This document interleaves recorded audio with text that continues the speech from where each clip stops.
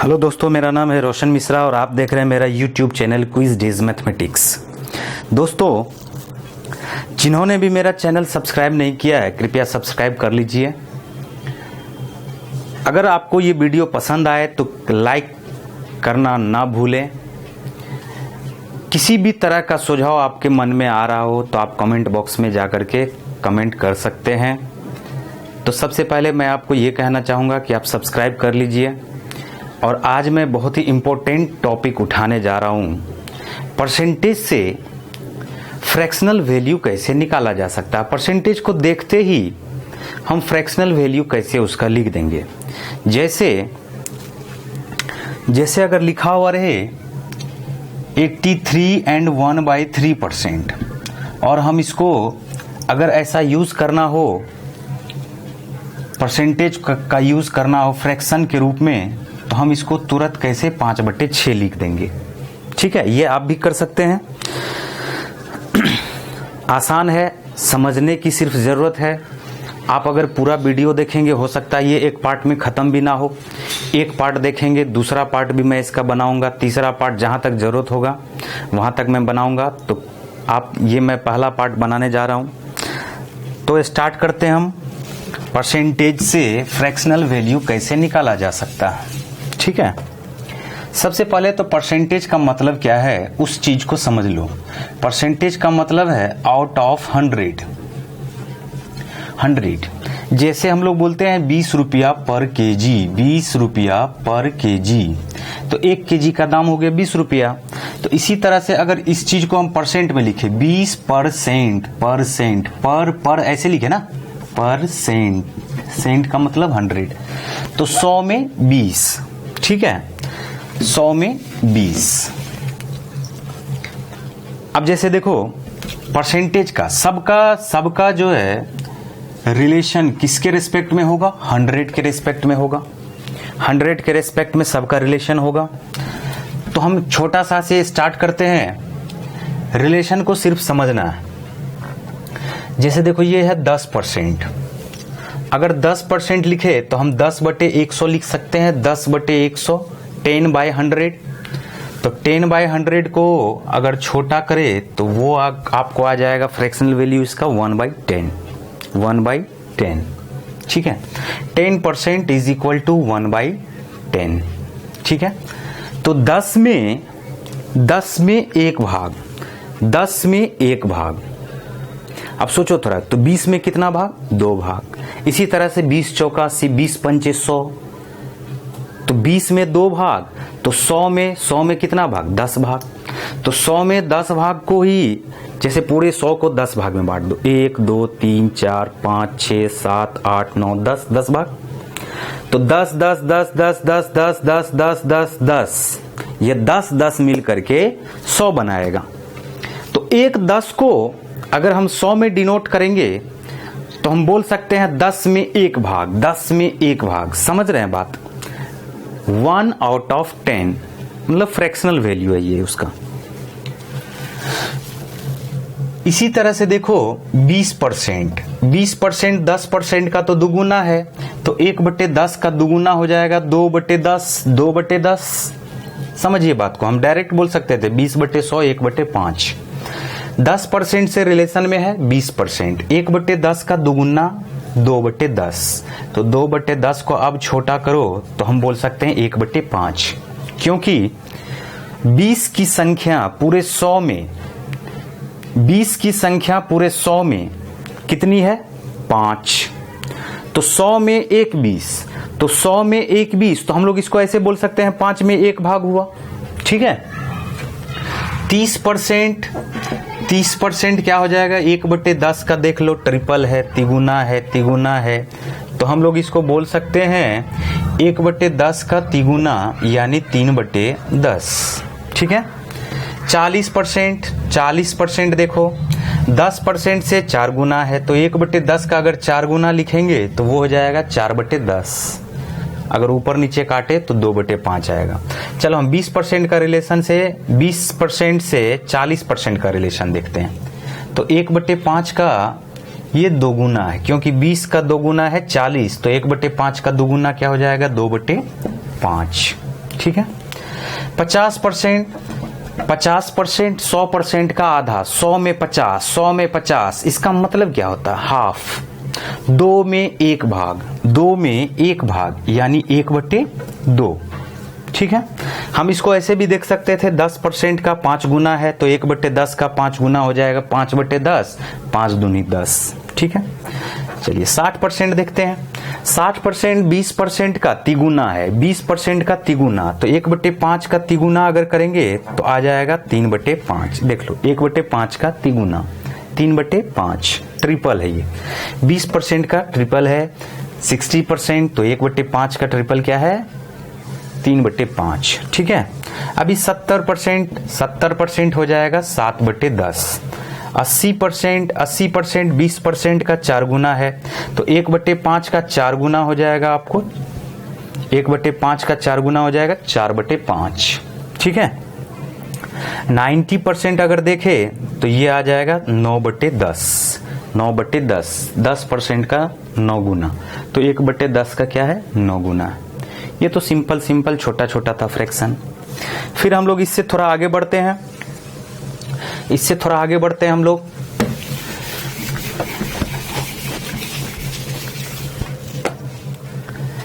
अभी देखो 25% से रिलेशन देखते हैं, 25% से रिलेशन देखते हैं।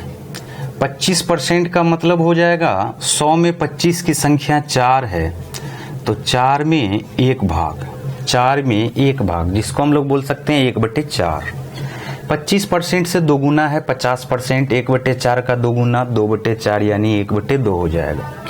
चलो उसका जरूरत नहीं है अभी हमें, तो 75% देखते हैं। 25% का ये कितना गुना है? 3 टाइम्स, तो 1/4 का भी 3 टाइम्स हो जाएगा 3/4। ठीक है। अब 25% का अगर 4 गुना देख लिए तो 4/4 आ जाएगा, जो कि 100% हो जाएगा। 4 आउट ऑफ 4। हम लोग इसको ऐसे भी समझ सकते हैं, अगर न्यूमरेटर और डिनोमिनेटर दोनों सेम रहे, दोनों इक्वल रहे, तो हम लोग उसको 100% बोलते हैं। 5 out of 5 100%, 7 out of 7 100%, 9 out of 9 100%। ठीक है। अब हम 25% का हाफ करके देखें, 25% का हाफ करके देखें तो 25 का आधा 12.5, 12.5%। 25 का हाफ 12.5%, तो 1/4 का अगर हाफ करोगे तो आ जाएगा 1/8। ठीक है। 1/8। 1/4 का अगर हाफ करोगे तो क्या आ जाएगा? 1/8। इसका भी आधा करके देखें, तो 12 का हाफ हो जाता है 6 एंड 1/2 का हाफ हो जाता है 1/4। तो 6 एंड 1/4% को 1/8 का हाफ करोगे तो आ जाएगा 1/16, 1/16। ठीक है। 1/8 का भी यहाँ पे हम लोगों ने क्या किया? आधा कर दिया। इससे भी थोड़ा हम लोग नीचे जाए तो 6 का हाफ अगर देखोगे तो आ जाएगा 3 एंड 1/4 का हाफ हो जाएगा 1/8। तो 3 एंड 1/8%, 1/16 का आधा, 1/16 का हाफ 1/32। अब थोड़ा देखो कि 3 एंड 1/8% बराबर 1/32, तो हम लोग इसको बोल सकते हैं कि 100 में 3.1/8 की संख्या 32 है। 32 है। 3.1/8 की संख्या 32 है पूरे 100 में।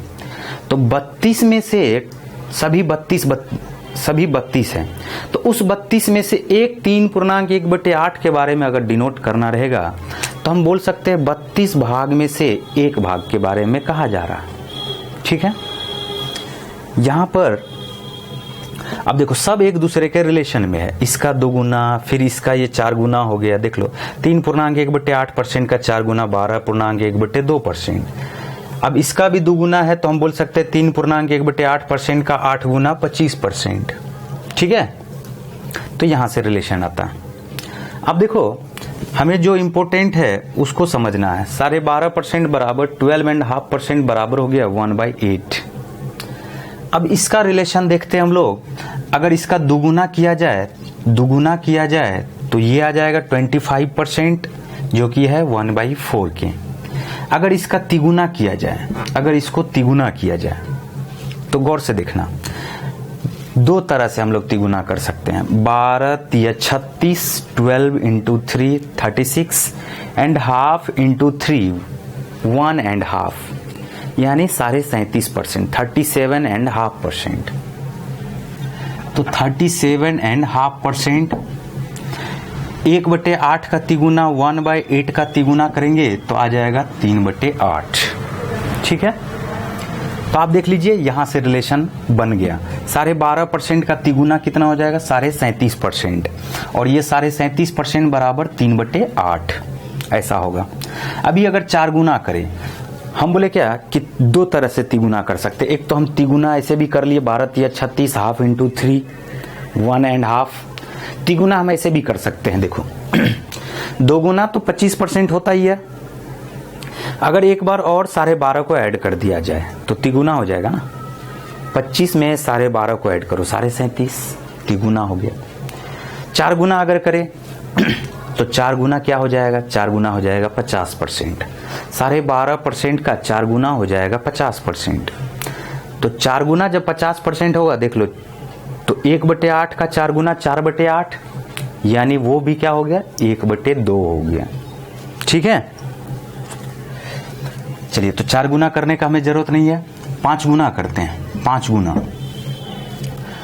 तो 50% में ही एक बार हम 12.5% को ऐड कर दे तो 5 गुना हो जाएगा ना।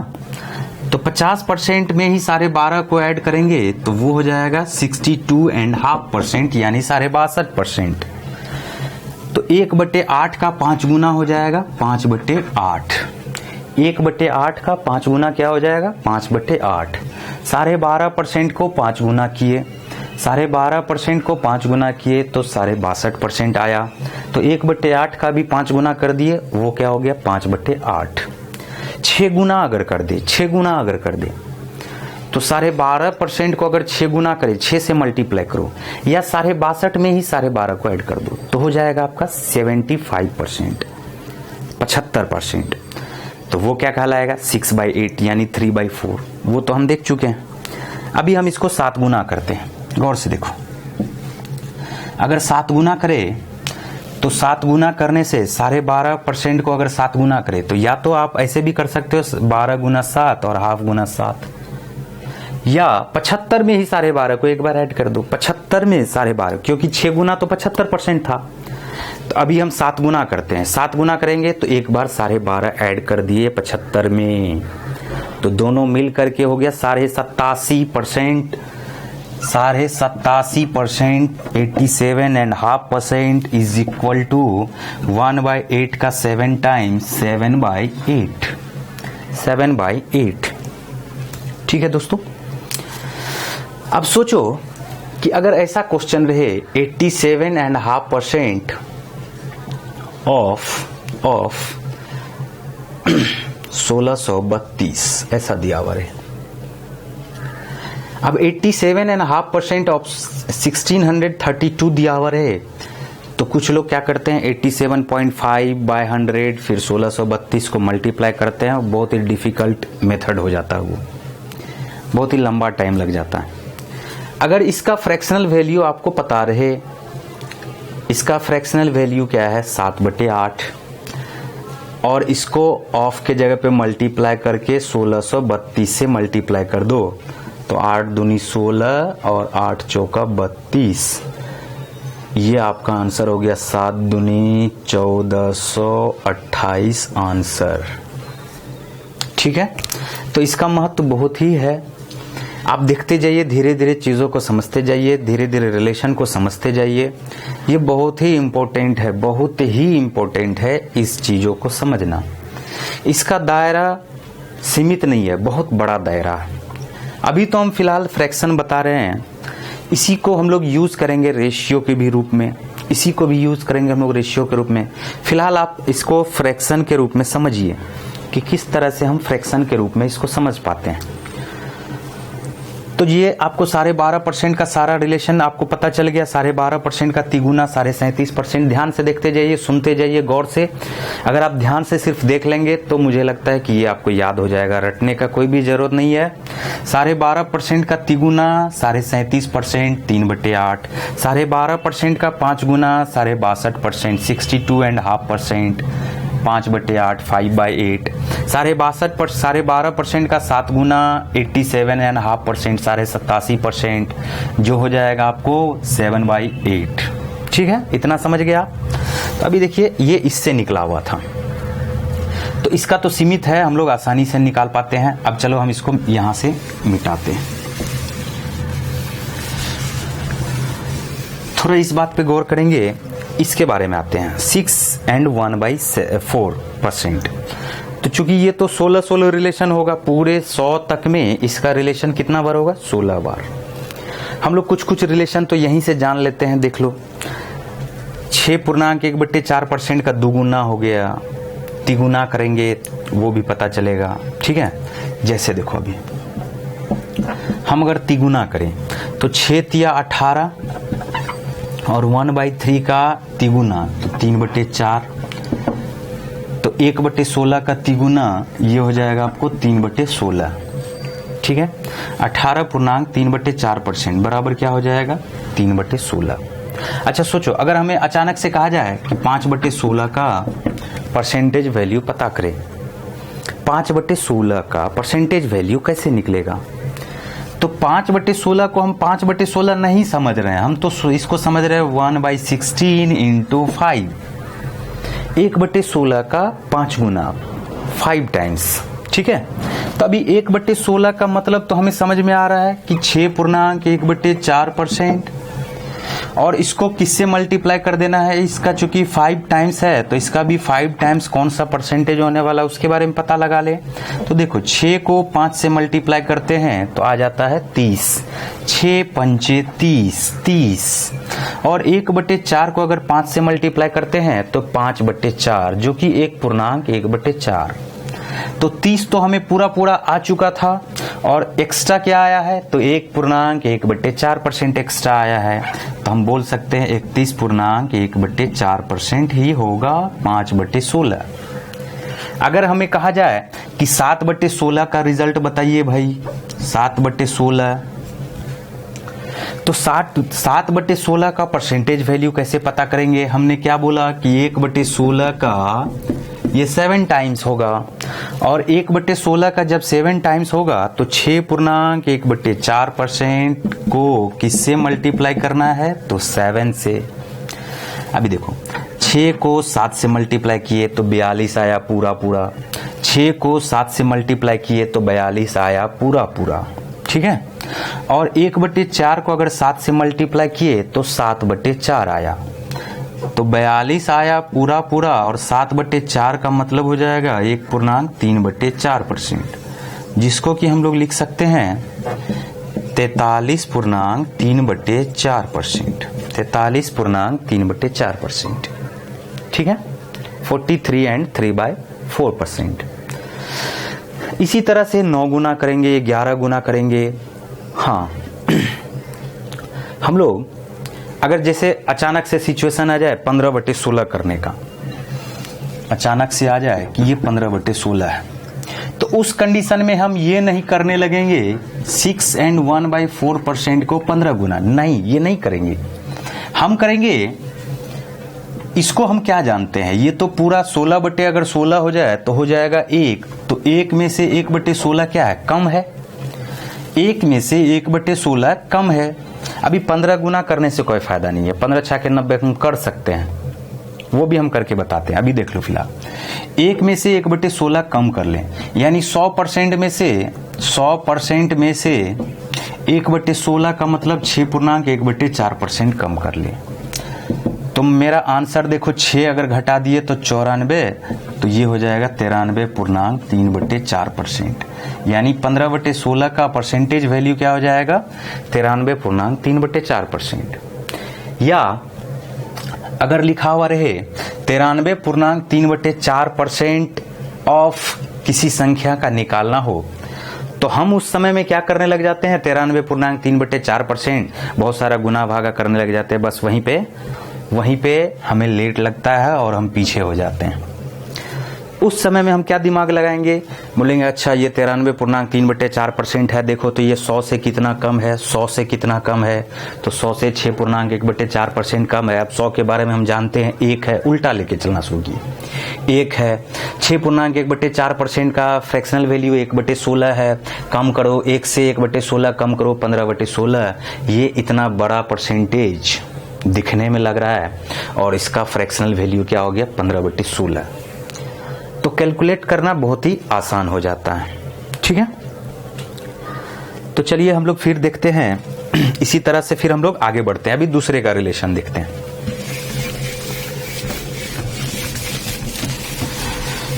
धीरे धीरे बातों को आप समझते जाइए, पेन पेपर लेकर के बैठ जाइए और देखिए कि कितना आसानी से हम इसे याद रख सकते हैं। कोई भी रटने का जरूरत नहीं है। अभी देखो, एक आता है 33.1/3%, जो कि 1/3 होगा। 100 में 33.1/3% का हिस्सेदारी कितना है, तो 3 बार है। तो 3 बार है तो हम लोग इसको क्या लिखेंगे, 1/3। इसका अगर डबल किया जाए तो 66.2/3%, जो कि हो जाएगा आपको 1/3 का दुगुना 2/3। 3 गुना करोगे तब तो 100% हो जाएगा ना, 1/3 का तिगुना 3/3। अभी इसका हमें हाफ देखना है, इसका हाफ देखना है। तो 33.1/3% का आधा हो जाएगा 16.2/3%। 1/3 का आधा हो जाएगा 1/6।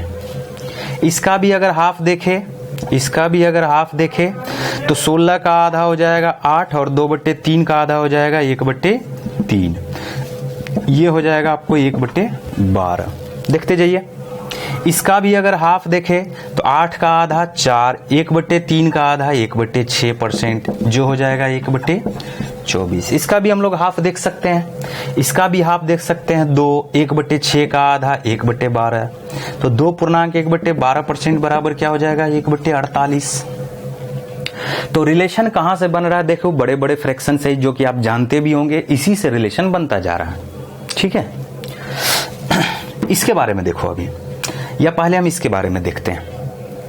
इतना तो आप समझ गए कि 33.1/3% बराबर 1/3। अगर इसका दुगुना किया जाए, डबल किया जाए, तो 66.2/3% बराबर हो जाएगा 2/3। इसका अगर हाफ देखे तो 16.2/3%, 1/3 का भी हाफ हो जाएगा 1/6। अगर इसका भी हाफ देखे तो इसका हाफ था, देखो 33.1/3% का हाफ था 16.2/3%, और चूंकि इसका हाफ देखे 16.2/3% का हाफ देखे तो इसका तो 1/4 हो गया ना। तो 1/3 का 1/4 क्या हो गया, 1/12, 1/4, जबकि इसका क्या है, हाफ है। ठीक है, इसका भी आधा देखे, 8 का आधा 4, 1/3 का आधा 1/6%, 1/12 बराबर 1/12 का आधा कितना हो गया, 1/24। इसी तरह से ये रिलेशन हमें पता चला। अब थोड़ा सा हम लोग आगे बढ़ के देखते हैं, कि 16.2/3% का रिलेशन कहाँ कहाँ है और 8.1/3% का रिलेशन कहाँ कहाँ है। ठीक है, सोचो थोड़ा, इसको अगर डबल किया जाए तब तो ये हो जाएगा। डबल किया जाए 16.2/3% को डबल किया जाए तो 33.1/3% हो जाएगा। तो 1/6 का डबल 1/3, ये तो हमें अभी पता है। अगर ट्रिपल किया जाए तो 50% हो जाएगा। 16 तिया 48 और 2/3 का तिगुना 2, तो हो गया ये हमें 50%। चलो हम इसको लिख लेते हैं। अगर 16.2/3% का तिगुना किया जाए तो हो जाएगा 50%। तो 1/6 का तिगुना यानी 1/2, ये तो हमें पता ही था। 4 गुना अगर करेंगे, देखो इसका डबल और इसका डबल, तो इसका मतलब 16.2/3% का 4 गुना क्या हो जाएगा, 4 गुना हो जाएगा 66.2/3%, जो कि हो जाएगा आपको 2/3। 5 गुना अगर किया जाए, देखते हैं 5 गुना करके, 16 पंचे 80। ठीक है, 16 पंचे 80 और 5 दूनी 10/3। 16 इंटू 5 80, 2/3 इंटू 5 10/3 यानी 3 and 1/3% एक्स्ट्रा। तो 80 में 3 and 1/3% एक्स्ट्रा तो हो जाएगा 83 and 1/3% जो हो जाएगा 5/6, जो मैंने शुरू में आपको बताया था 5/6। 83 and 1/3% इज इक्वल टू 5/6। इसका बहुत ही इंपॉर्टेंस है, बहुत बार यूज किया जाता है इसे, तो ध्यान में रखिएगा। तो हमने इसका देख लिया, अभी इसको थोड़ा आगे बढ़ाते हैं। डबल नहीं देखना है, डबल करेंगे तो ये हो जाएगा, ट्रिपल अगर करेंगे तो 25% हो जाएगा। देखो चलो हम ट्रिपल करके देख लेते हैं, ट्रिपल करके देख लेते हैं। इसे मैं अभी फिलहाल मिटा दे रहा हूं।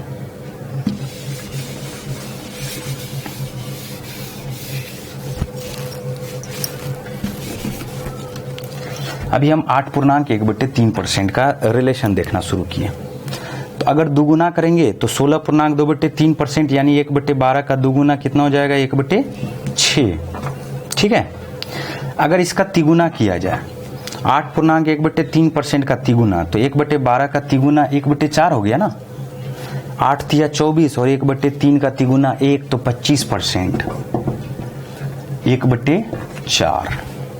4 गुना किया जाए तो देखो इसका डबल और इसका डबल, तो 4 गुना कौन हो जाएगा 33.1/3%, 33.1/3%, 4/12 यानी 1/3।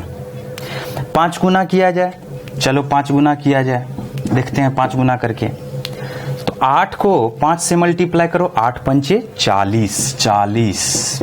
ठीक है, और 1/3 को 5 से मल्टीप्लाई करो तो 5/3। तो 5/3 को हम लोग बोल सकते हैं 1.2/3%। तो मिलके क्या हो गया आपको 41.2/3%।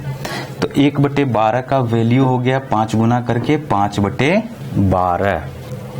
41.2/3% का फ्रैक्शनल वैल्यू हो गया 5/12।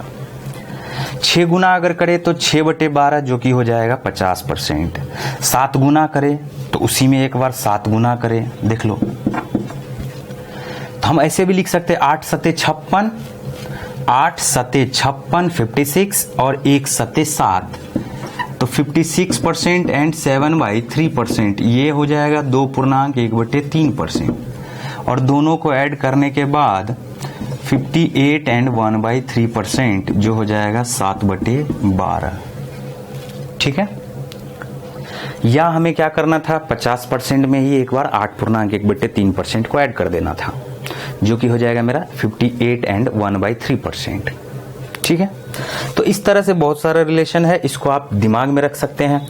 एक रिलेशन इसका ये देख लो कि अगर दिया हुआ है 91.2/3%, देखो 91.2/3%।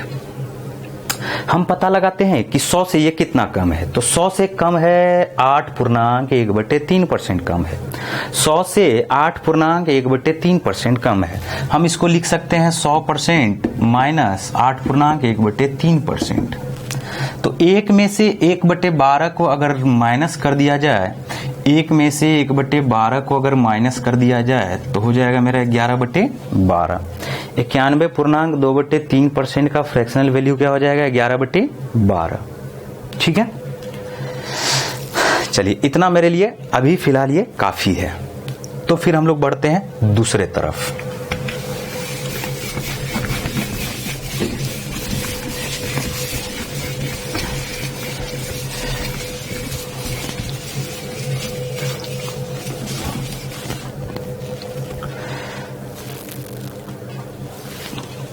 तो दोस्तों धीरे धीरे बातों को आप समझते जाइए और मैं बताता जा रहा हूं। चलिए, एक तो मेरा ये पार्ट हो गया। अभी आपने ये देखा कि रिलेशन किस तरह से हम लोग क्रिएट करते हैं, रिलेशन किस तरह से क्रिएट करते हैं। ठीक है, अगले पार्ट में हम लोग देखेंगे कि कोई भी फ्रैक्शन लिखा हुआ है, फ्रैक्शन लिखा हुआ उसका परसेंटेज किस तरह से हमें पता चल जाता है तुरंत।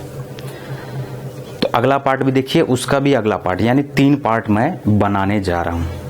तो तीनों पार्ट को आप देखेंगे गौर से तो मुझे नहीं लगता कि आपको परसेंटेज से फ्रैक्शनल वैल्यू और फ्रैक्शन से परसेंटेज वैल्यू लाने में किसी भी प्रकार का कोई